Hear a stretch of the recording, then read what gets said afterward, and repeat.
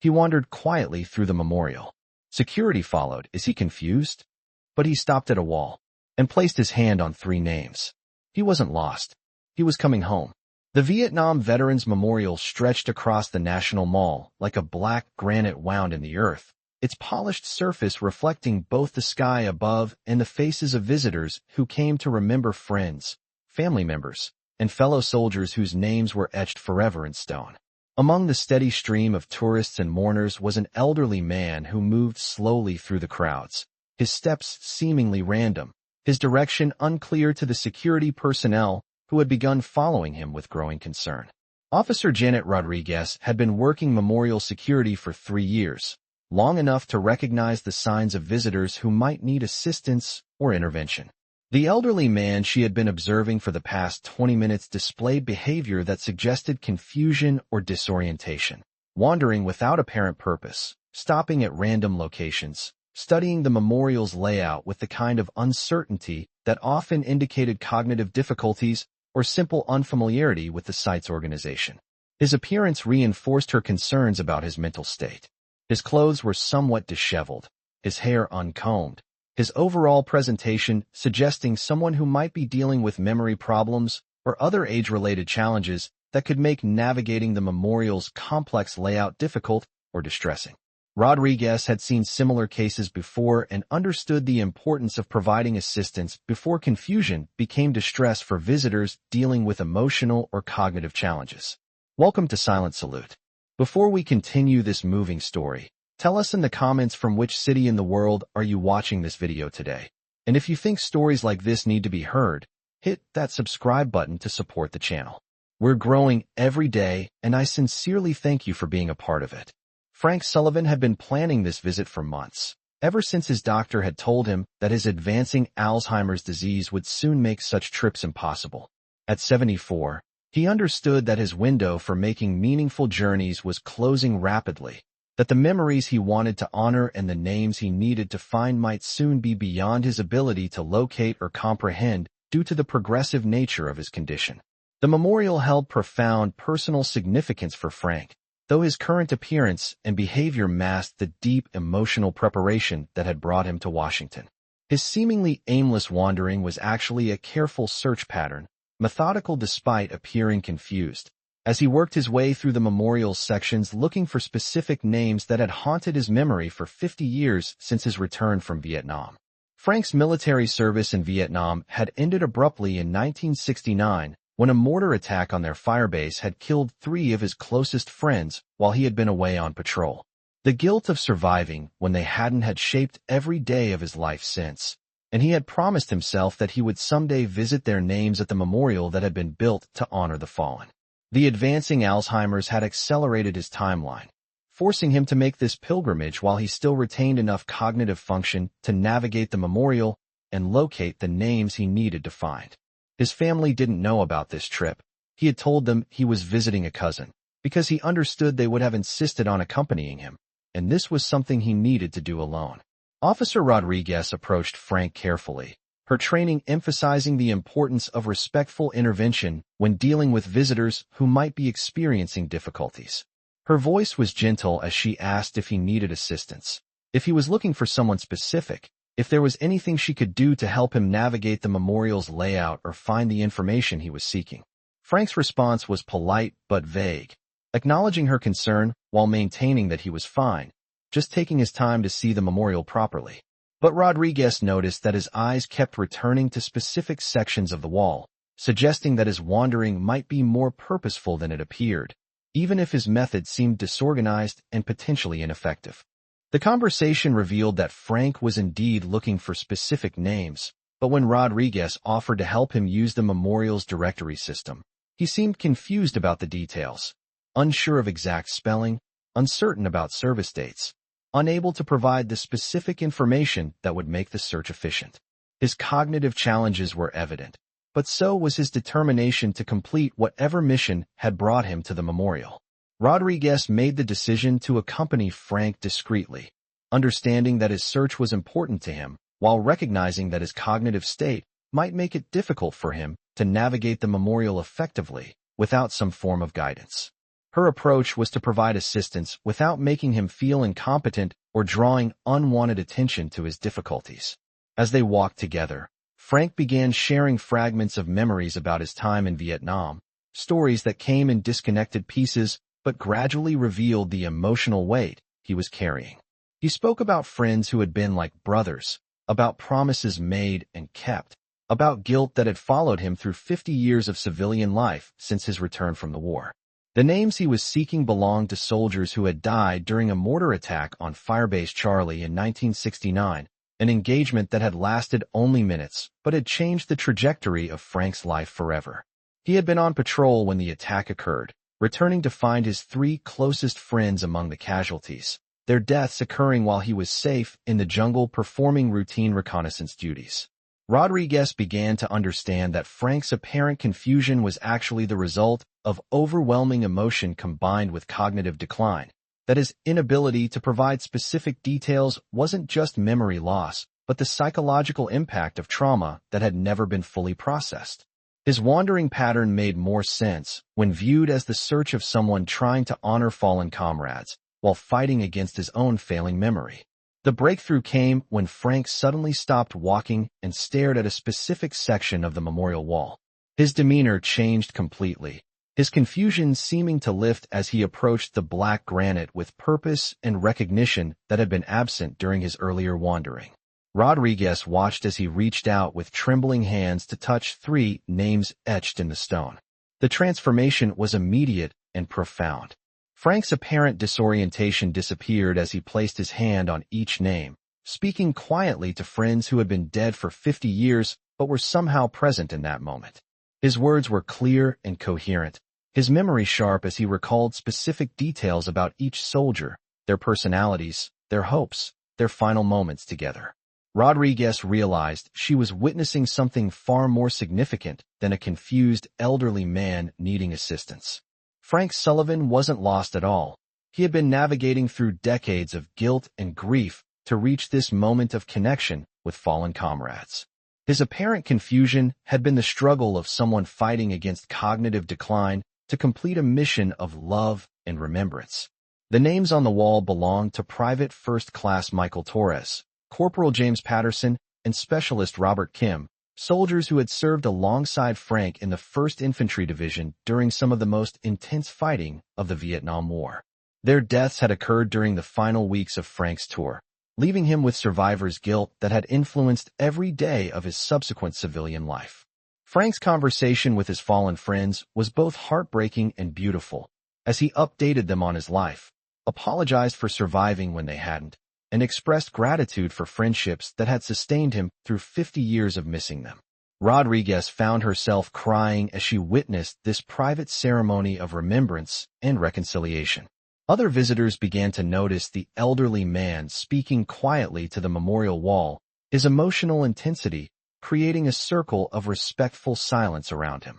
Some recognized the significance of what they were witnessing, a veteran's pilgrimage to honor fallen comrades, and stood quietly nearby, understanding that they were observing something sacred and deeply personal. The memorial staff, learning about Frank's story from Rodriguez, arranged for him to have extended time at the wall without interruption. His journey to find these names had been motivated by love and duty that transcended his cognitive challenges, and they wanted to ensure he could complete his visit without pressure or interference from crowds or time constraints. Frank's ritual at the memorial wall continued for over an hour, as he shared memories, made promises, and expressed emotions that had been building for 50 years. His cognitive clarity during this time was remarkable, suggesting that the emotional significance of the moment had somehow overcome the limitations of his Alzheimer's disease, allowing him to connect with memories that remained vivid despite other cognitive losses. The psychological impact of finally completing his pilgrimage was visible in Frank's posture and expression. The confusion and agitation that had marked his earlier wandering disappeared, replaced by a sense of peace and completion that came from fulfilling a promise made to himself decades earlier. He had found his friends, honored their memory, and expressed the love and grief he had carried since their deaths. Rodriguez's understanding of her job was changed by witnessing Frank's journey. as she realized that apparent confusion or disorientation might sometimes mask deeper emotional or spiritual missions that deserved respect and support rather than intervention. Her experience with Frank influenced how she approached other visitors who seemed to be struggling with the memorial's layout or their own emotional responses. The story of Frank's pilgrimage spread through the memorial staff and volunteer community, becoming an example of how the memorial served not just as historical monument, but as sacred space where healing and reconciliation could occur. His journey demonstrated the ongoing impact of combat experiences on veterans and the importance of providing opportunities for meaningful connection with fallen comrades. Mental health professionals studying trauma and grief incorporated Frank's case into research about how meaningful rituals could provide healing even for individuals dealing with cognitive decline. His ability to find clarity and peace during his memorial visit suggested that emotional connections could transcend cognitive limitations when the motivation was powerful enough. Veterans organizations learned about Frank's story and began developing programs to assist other aging veterans who wanted to visit the memorial but might need support due to physical or cognitive challenges. His experience demonstrated the importance of ensuring that all veterans could access the memorial regardless of their current limitations or needs. The Vietnam Veterans Memorial Administration enhanced their visitor assistance programs based on lessons learned from Frank's visit, training staff and volunteers to recognize when apparent confusion might actually represent determined effort to complete meaningful personal missions. Frank's case influenced policies about providing appropriate support while respecting visitor privacy and autonomy. Educational programs about the memorial began incorporating Frank's story as an example of how the memorial continued to serve veterans decades after the war's end, providing space for ongoing healing and connection with fallen comrades. His pilgrimage demonstrated the memorial's role as living monument rather than static historical display. Family counseling programs for military personnel included Frank's story as an example of how combat trauma could influence entire lifetimes, emphasizing the importance of ongoing support for veterans dealing with survivors' guilt and other combat-related psychological challenges. His 50-year journey to the memorial illustrated the long-term impact of military service on individuals and families.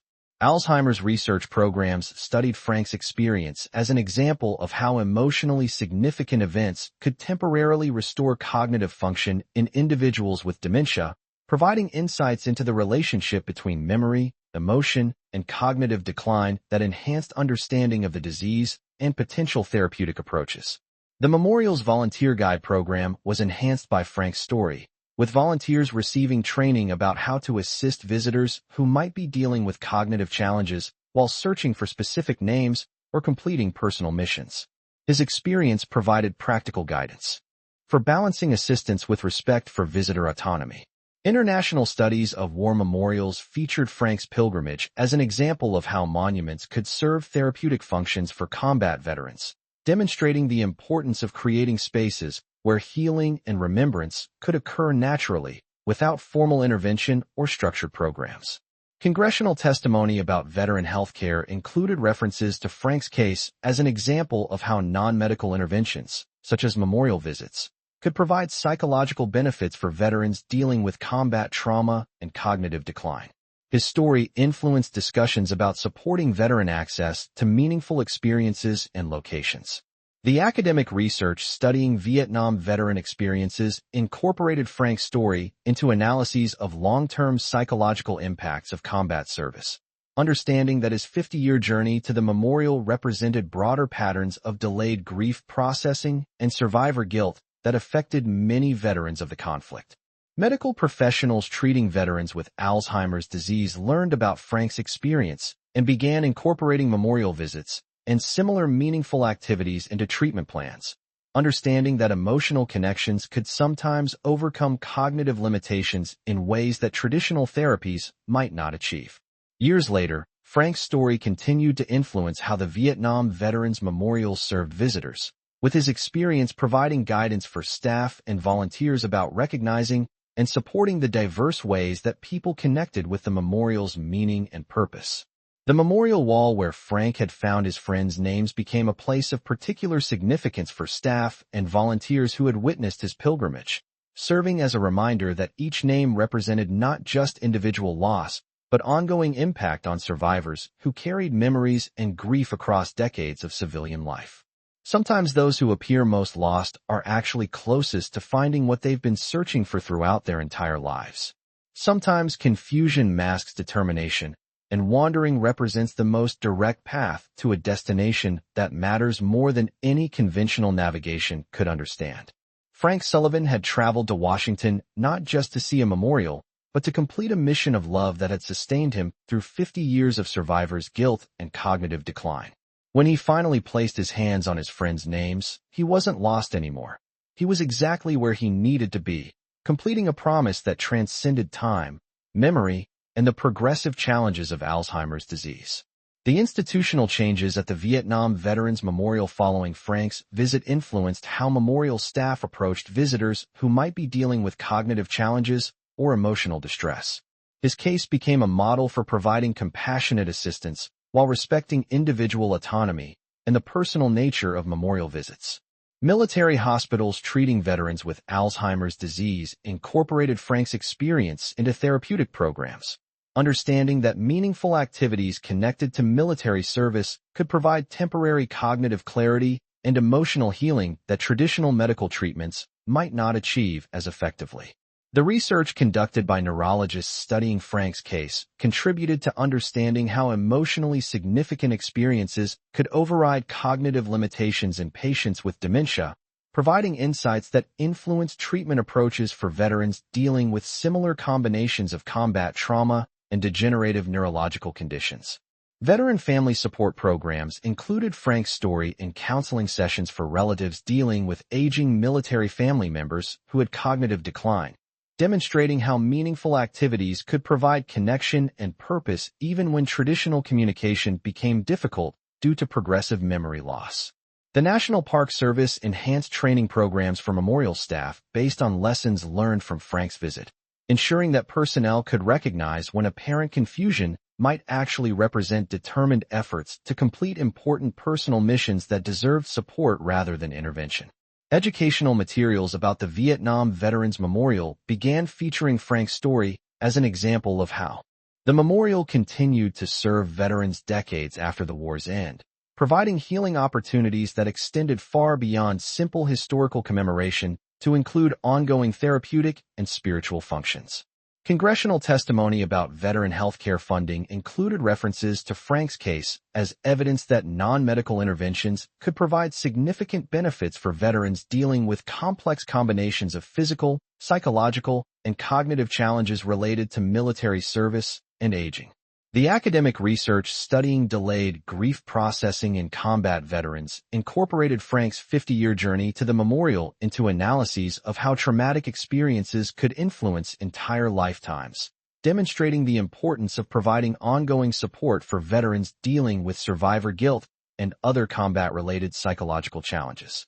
Alzheimer's support groups for military families learned about Frank's experience and began organizing visits to meaningful locations as therapeutic activities, understanding that emotional connections to significant places could sometimes overcome cognitive limitations in ways that structured medical interventions might not achieve. The memorial's volunteer program was enhanced with specialized training for assisting visitors who might be dealing with cognitive challenges, using Frank's case as an example of how to balance helpful support with respect for visitor privacy and the personal nature of memorial experiences. International conferences on war memorial management featured Frank's story as an example of how monuments could serve therapeutic functions for combat veterans, influencing policies at memorial sites worldwide about recognizing and supporting the diverse ways that visitors connected with commemorative spaces. The psychological counseling programs for Vietnam veterans included Frank's experience in discussions about delayed grief processing and the importance of completing meaningful rituals even decades after original traumatic experiences, demonstrating how healing could occur at any stage of life when appropriate opportunities were provided.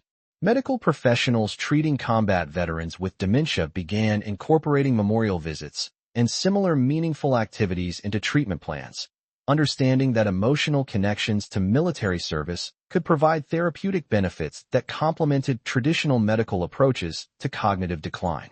The family members who learned about Frank's solo journey to the memorial experienced their own process of understanding and forgiveness, recognizing that his need to complete this mission alone had been motivated by love for fallen comrades rather than rejection of family support or disregard for safety concerns. Military chaplaincy programs incorporated Frank's story into training about providing spiritual support for aging veterans, understanding that meaningful rituals and connections to service experiences could provide comfort and purpose for military personnel dealing with end-of-life issues and cognitive challenges. The Vietnam Veterans Memorial Administration established protocols for handling similar cases, ensuring that future visitors like Frank would receive appropriate support while maintaining the dignity and personal nature of their memorial experiences, regardless of cognitive challenges or apparent confusion. Academic studies of military memory and commemoration included Frank's pilgrimage and research about how individual trauma connected to collective memory, understanding that personal healing at memorial sites contributed to broader social processing of historical events and their ongoing impact on communities. The therapeutic recreation programs for veterans with dementia began incorporating visits to military memorials and museums as structured activities, using Frank's experience as evidence that such visits could provide cognitive stimulation and emotional healing that enhanced quality of life for aging military personnel. Security training programs for memorial sites nationwide included Frank's case as an example of how to distinguish between visitors who needed assistance due to genuine confusion and those who were conducting meaningful personal missions that might appear disorganized, but were actually purposeful and important. The Department of Veterans Affairs enhanced its programs for aging veterans based on lessons learned from Frank's experience, understanding that meaningful activities connected to military service could provide benefits that extended beyond traditional medical care to include emotional healing and sense of purpose. Military history preservation programs began emphasizing the importance of maintaining connections between individual veteran experiences and broader historical narratives, using Frank's story to demonstrate how personal memories contributed to collective understanding of military service and sacrifice. The memorial wall where Frank had completed his pilgrimage became a site of particular significance for memorial staff and volunteers, serving as a reminder that each name represented not just individual loss, but ongoing connections to survivors who carried memories and love across decades of civilian life. Grief counseling programs for military families incorporated Frank's experience into discussions about the long-term impact of combat losses, demonstrating how survivor guilt could influence entire lifetimes and the importance of providing opportunities for meaningful connection with fallen comrades through memorial visits and remembrance activities. The research studying combat trauma and its relationship to neurodegenerative diseases included Frank's case in analyses of how military service could influence aging processes, providing insights that enhanced understanding of veteran healthcare needs and the importance of addressing both physical and psychological aspects of military-related health challenges. Educational programs about Alzheimer's disease began including Frank's story as an example of how meaningful activities could temporarily restore cognitive function in patients with dementia, influencing therapeutic approaches that emphasized emotional connections and personally significant experiences rather than purely medical interventions. The volunteer organizations supporting aging veterans learned about Frank's experience and developed programs to assist other veterans who wanted to visit memorials but might need support due to physical or cognitive limitations, ensuring that all veterans could access meaningful commemoration opportunities regardless of their current capabilities. International studies of post-conflict healing and remembrance featured Frank's pilgrimage as an example of how individual processing of trauma could contribute to broader social recovery from historical conflicts, demonstrating the ongoing importance of memorial sites and commemorative activities for both personal and collective healing. Years later, Frank's story continued to influence how the Vietnam Veterans Memorial served visitors, with his experience providing ongoing guidance for staff and volunteers about recognizing and supporting the diverse ways that people connected with the memorial's meaning and commemorative purpose. The memorial's educational programs began incorporating Frank's experience into presentations about the ongoing impact of the Vietnam War on veterans and families, using his story to demonstrate how commemoration sites served not just historical functions, but continuing therapeutic and spiritual purposes for those affected by military conflicts. Sometimes the most important journeys are those that appear most confused to outside observers.